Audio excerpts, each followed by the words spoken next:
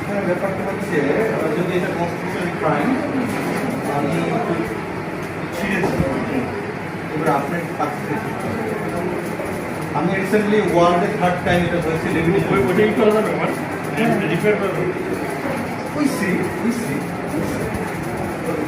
তো আমি thank you আসার পরে আমি গিয়েছি এখানে। তো আমি এখন আজকে খাবো, আই হোপ ইস হাইজেনিক। তো আমি যখন ওয়ার্ল্ডে কি বলবো আপনি কিন্তু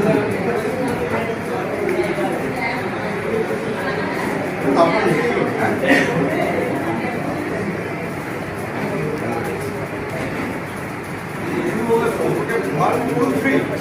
Good হবে। 1, 2, 3.